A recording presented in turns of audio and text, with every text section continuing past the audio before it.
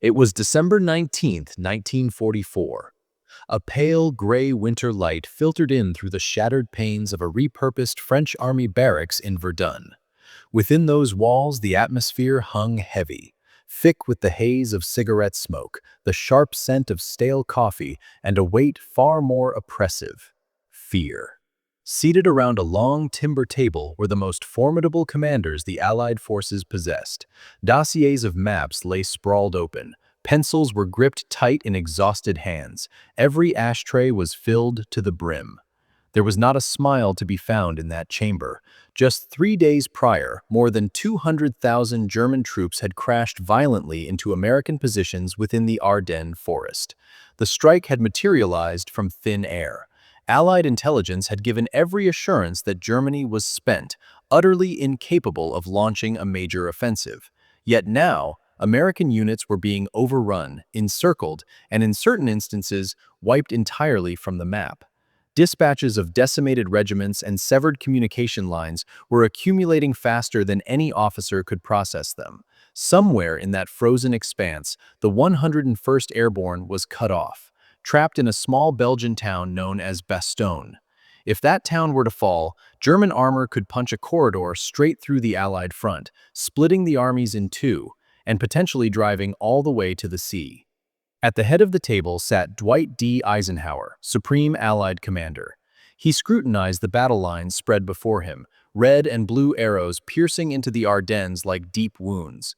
The room vibrated with low, anxious murmurs until Eisenhower lifted his gaze. When he finally spoke, his voice sliced through the tension. He asked a single question, the question every man present had been silently dreading. "How soon," he demanded, "could someone attack north to relieve Bastogne?" Silence descended like a heavy curtain. Generals looked down at their maps and notes, their minds racing through impossible calculations. Distances, fuel reserves, ammunition, road capacity, the winter storms, units that were already locked in desperate combat.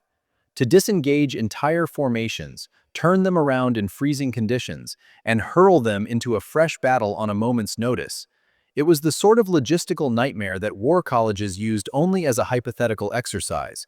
No one wanted to be the first to answer. Then, George S. Patton spoke. "I can attack with 2 divisions in 48 hours. Heads snapped in his direction. Some officers blinked in sheer disbelief. A few assumed he must be joking, attempting to impress Eisenhower with yet another grandiose claim. 48 hours to pull multiple divisions from active combat? Wheel an entire army 90 degrees? Move more than 100,000 men and thousands of vehicles over frozen, narrow roads? Then launch an assault into prepared German defenses? It was beyond optimistic. It sounded operationally insane. Every seasoned commander in that room understood the sheer scale of what he was promising, and they knew it shouldn't be possible. But Patton's face remained calm. His tone was entirely matter-of-fact. There was no boastfulness in his voice. He wasn't bluffing. He wasn't guessing. He was the only man in that chamber who had foreseen this event, and he had been quietly preparing for it for 11 days. To understand why, you have to go back to December 9th, 1944. 10 days before this conference at Verdun. In Nancy, France, the headquarters of the U.S. Third Army was bustling with the routine business of an army on the offensive. Patton's forces were driving toward Germany, drafting plans for further advances into the Saar region. On the surface, everything pointed toward an eventual Allied victory. The German army appeared to be collapsing, piece by piece, and most senior commanders were convinced the war in Europe might be concluding soon. Colonel Oskar Koch, Patton's G2, the officer responsible for intelligence, saw a very different picture. That day, Koch walked into Patton's office burdened with an armful of reports, maps, and decoded signals. Koch was not a man given to theatrics. He was meticulous, analytical, and cautious. But there was a distinct urgency in his eyes as he spread his documents across Patton's desk. For weeks, he had been tracking German troop movements all along the Western Front, and a disturbing pattern had begun to emerge. 15 German divisions had vanished. These weren't skeleton crews or battered remnants limping away. These were full-strength formations, armor, artillery, elite infantry, quietly pulled from the line, concealed in dense forests and repositioned with deliberate silence. Rail traffic behind German lines had spiked. Radio discipline had tightened to an unnatural degree. Weather reports indicated a coming window of heavy fog, the perfect cover for a surprise offensive. Koch didn't know exactly where the blow would land, but he knew one thing with absolute certainty. Germany was preparing something massive.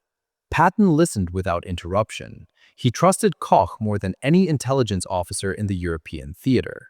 When Koch finished, Patton leaned back, stared at the ceiling for a long moment, and finally said, "All right, if the Germans attack, they'll hit the Ardennes. That's where we're thin." Then he issued an order that would alter the course of the war.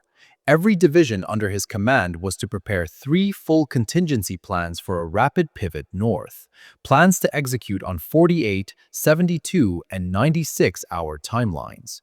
No fanfare, no speeches, just quiet, methodical preparation for a disaster only 2 men in the Allied command even suspected was coming.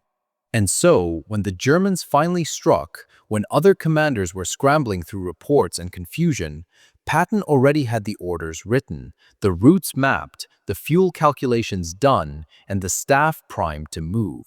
That was the difference. That was why, in that cold room in Verdun, when Eisenhower asked the question no one wanted to answer, only one man in the room could say the words with absolute certainty. "I can attack in 48 hours."